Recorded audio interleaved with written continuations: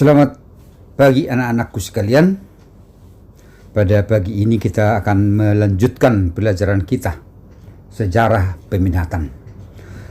Kalau beberapa minggu lalu kita sudah membahas tentang sumber sejarah.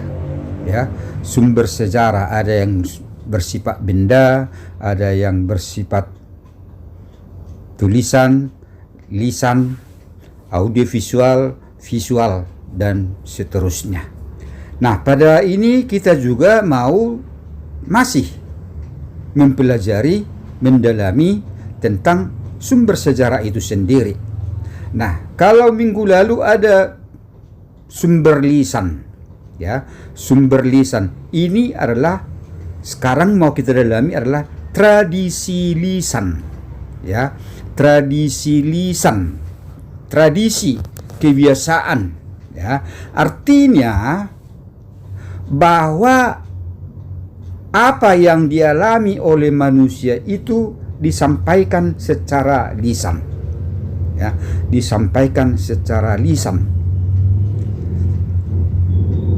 oleh suatu generasi kepada generasi berikutnya. Nah, jadi tidak ditemukan tertulis, ya, hanya lisan saja. Nah, jadi tradisi lisan dijadikan sebagai sumber sejarah.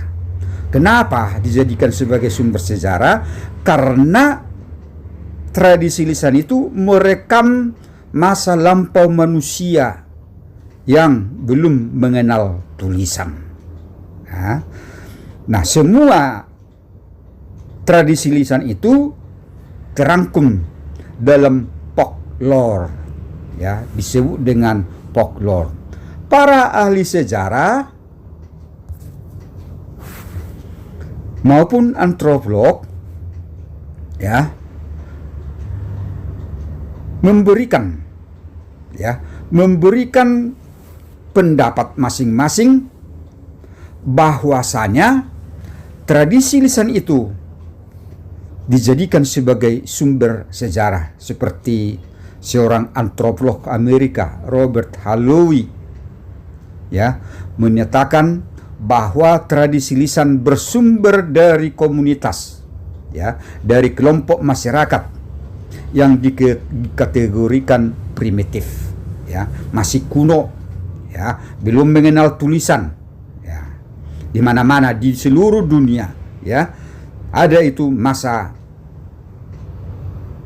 praaksara, masa sebelum mengenal tulisan, ya, di berbagai wilayah di belahan dunia ini, bahwa ada sumber sejarah yaitu tradisi lisan yang disampaikan dari masa ke masa, dari generasi ke generasi, yaitu secara lisan.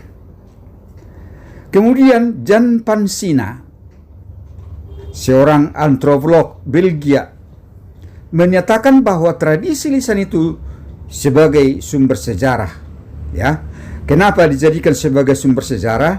Karena tradisi lisan mampu menghadirkan fakta-fakta yang dapat dipertanggungjawabkan atau disebut kredibel, ya, kredibel.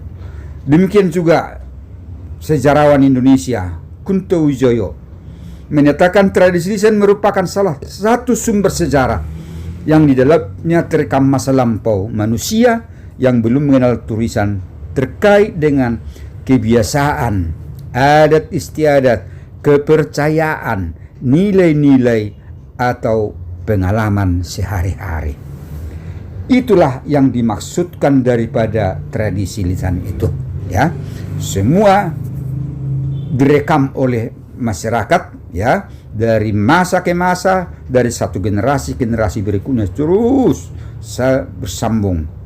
Nah, tadi Bapak katakan bahwa tradisi ini terangkum dalam folklore. Nah, apa itu ciri-ciri folklore?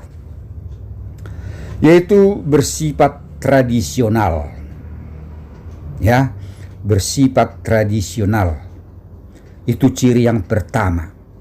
Ciri yang kedua, anonim, tidak diketahui siapa yang mengarang atau membuat, ya, yang membuat misalnya nyanyian, ya, misalnya tarombo dan lain sebagainya, ya. Anonim, tidak diketahui siapa pengarangnya. Kemudian terdapat unsur-unsur mistis, ya, mistis, gaib, pralogis, ya, pralogis, yaitu bersifat gaib, ya, yang mungkin tidak bisa diterima oleh pikiran manusia, ya. Kemudian lugu dan polos, ya, sederhana saja, tanpa ceritanya, tanpa disensor, ya, apa adanya, ya, yang disampaikan oleh generasi sebelumnya terus disambung, ya, diteruskan oleh generasi berikutnya tanpa ada sensornya, ya, tidak perlu diperbaiki kata-katanya dan lain sebagainya. Nah, kemudian bahwa tradisi lisan itu berkembang, ya, berkembang dalam versi yang berbeda-beda, ya, berkembang dalam versi yang berbeda-beda, ya. Versinya di daerah Simalungun mungkin berbeda dengan di Tapanuli Utara.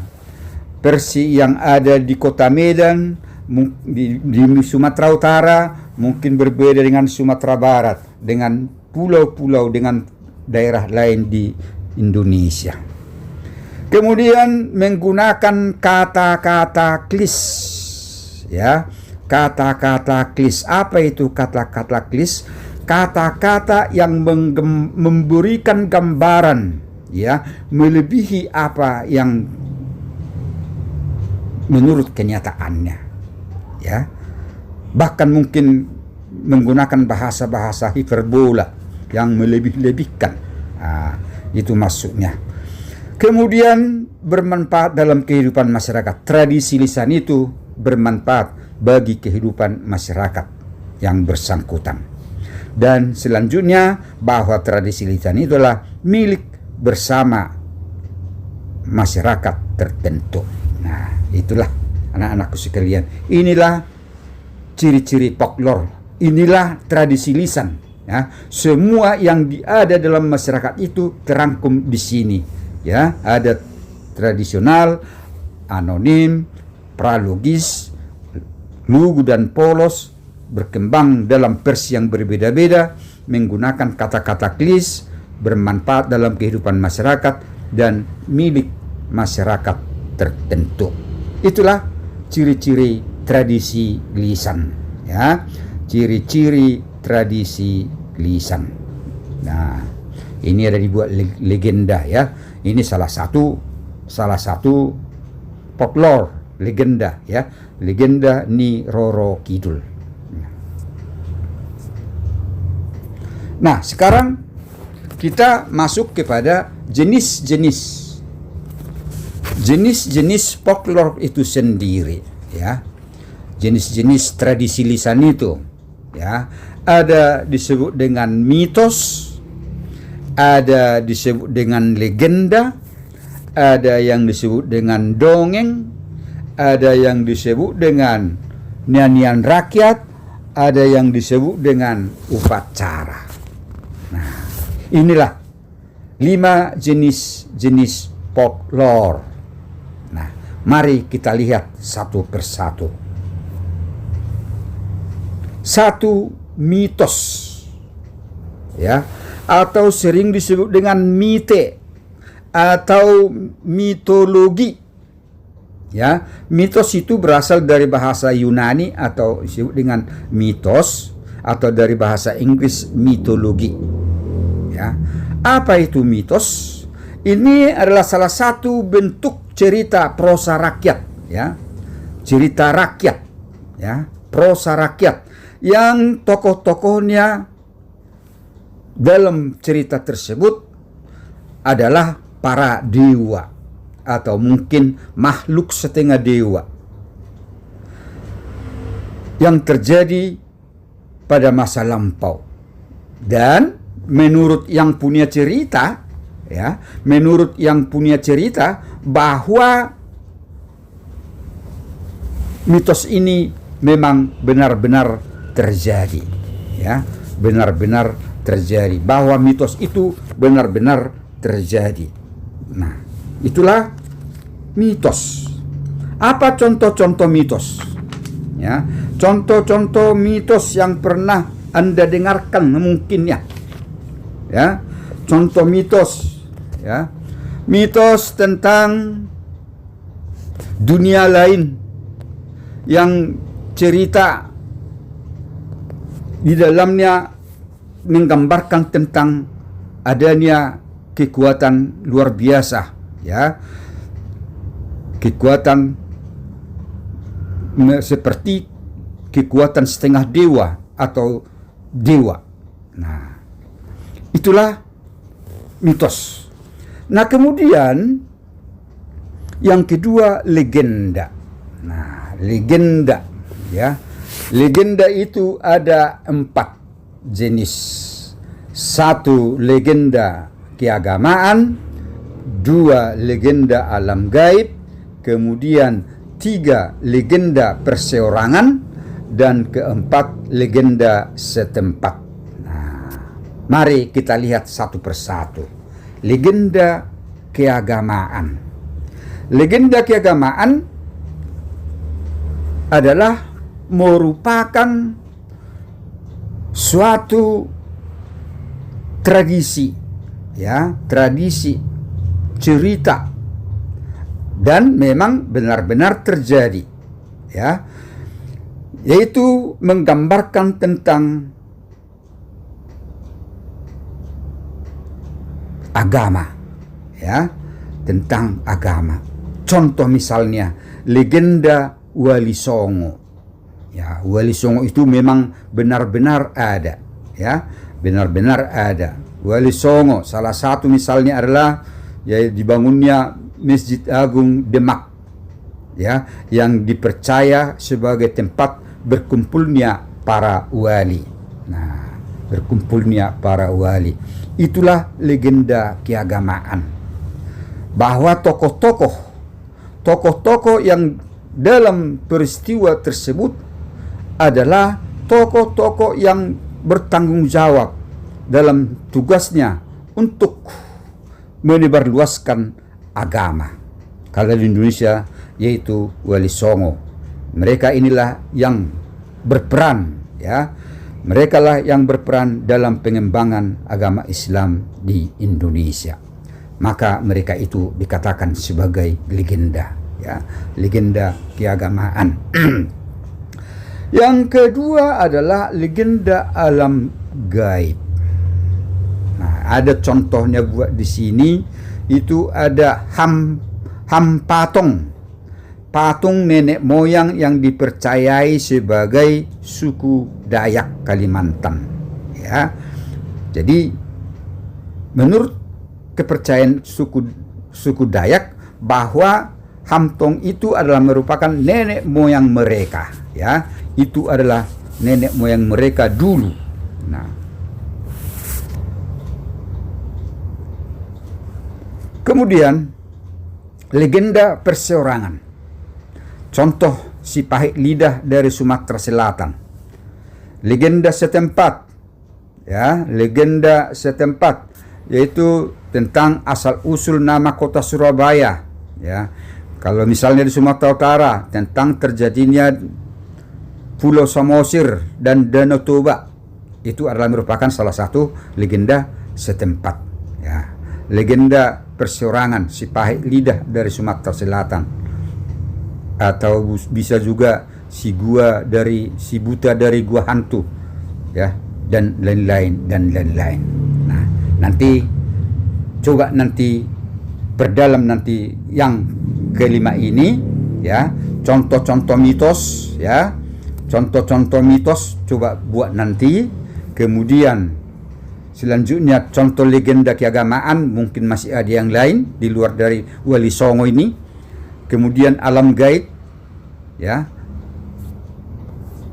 contoh legenda perseorangan, dan contoh legenda setempat. Itulah legenda, ya. Legenda ada 4, legenda keagamaan, legenda setempat, legenda perseorangan, dan legenda alam gaib. Baik anak-anakku sekalian, mari kita lanjutkan dengan jenis folklore lainnya. Tapi sebelumnya, mari kita lihat dulu apa sebenarnya ciri-ciri legenda itu. Ya, setelah kita lihat tadi ada 4 jenis legenda, mari kita lihat dulu ciri-ciri legenda tersebut. Nah, pertama bersifat duniawi. Apa maksudnya bersifat duniawi?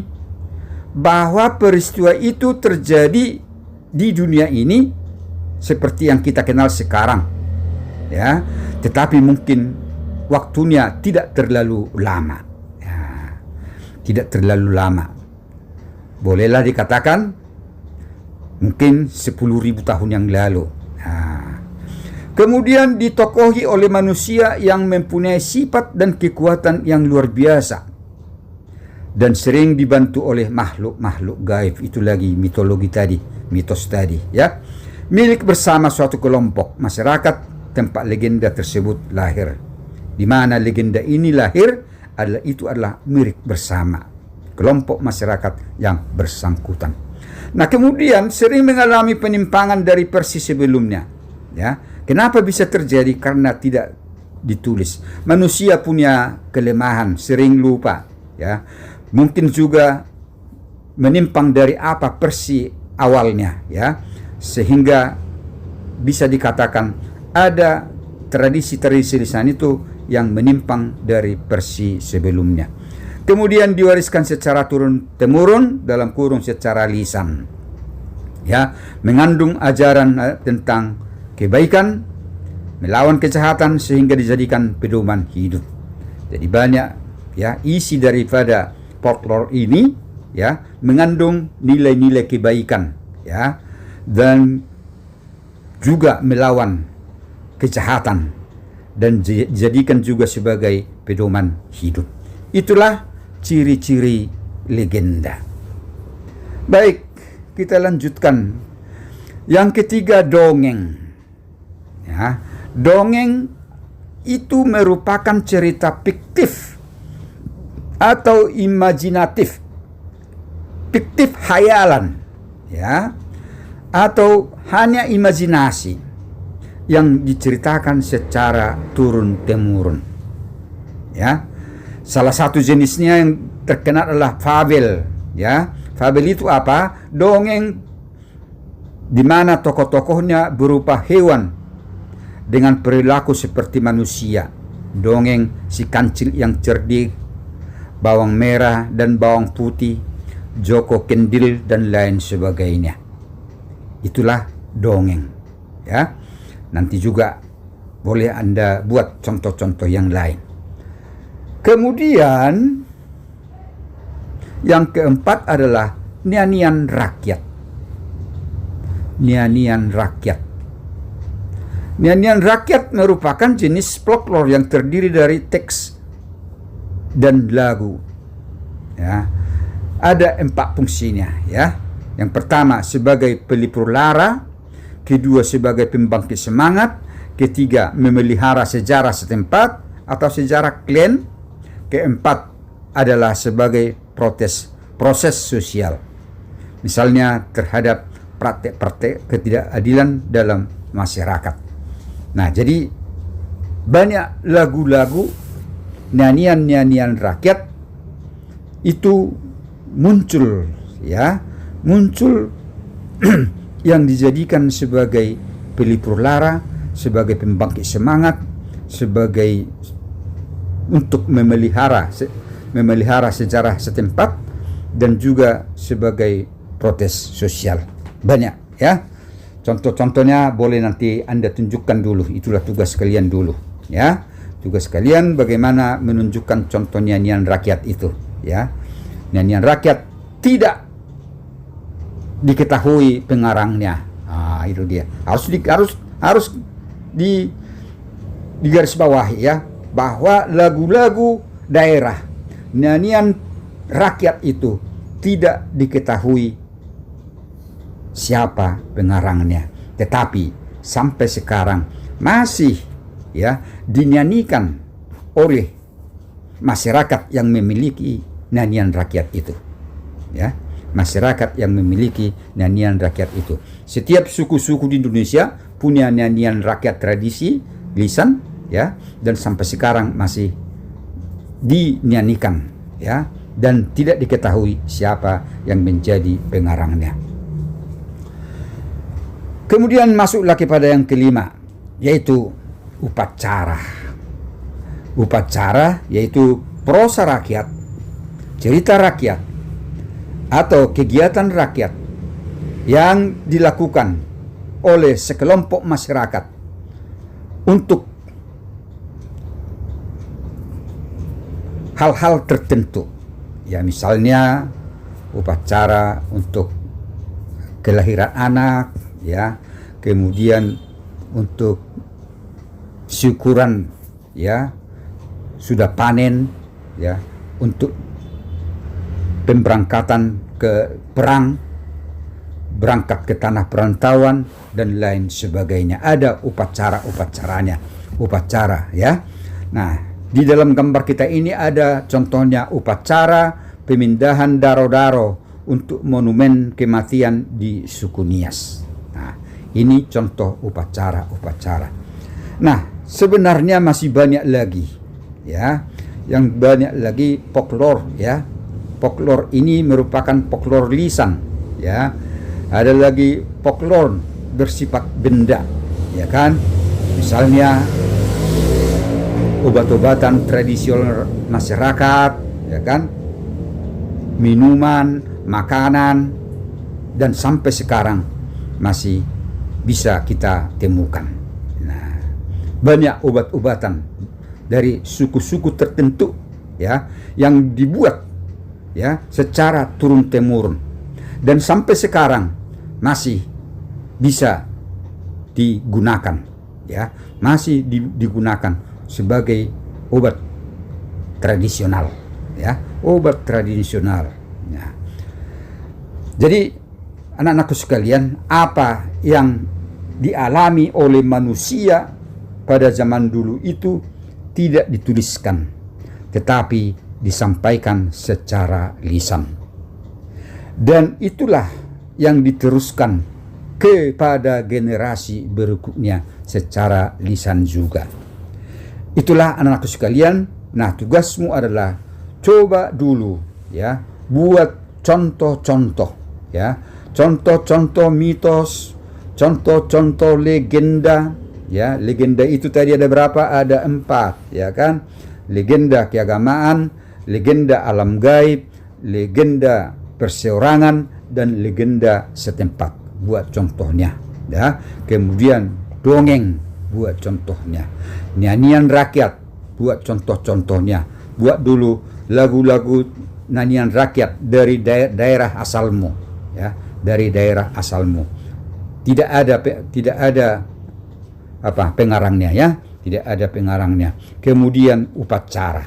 Jadi ada berapa tugasmu? Ada 8, Contoh mitos, contoh legenda keagamaan, contoh legenda alam gaib, contoh legenda perseorangan, contoh legenda setempat. 5. Baru contoh dongeng.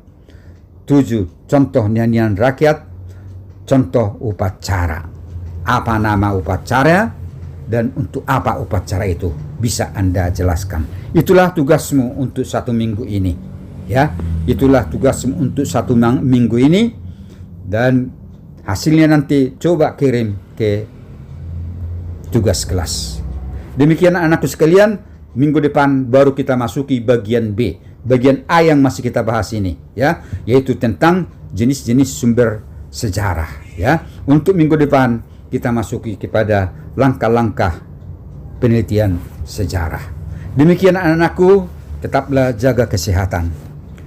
Pakai masker kalau keluar rumah. Istirahat yang cukup. Makan makanan bergizi. dan jaga jarak. Dan tentu kita tetap berdoa supaya pandemi COVID-19 ini cepat berakhir, supaya kita nanti bisa melaksanakan aktivitas kita sebagaimana mestinya di sekolah.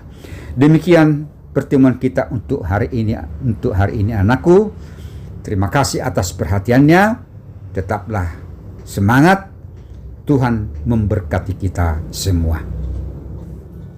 Demikian pembahasan kali ini. Jangan lupa like dan subscribe biar nggak ketinggalan video selanjutnya.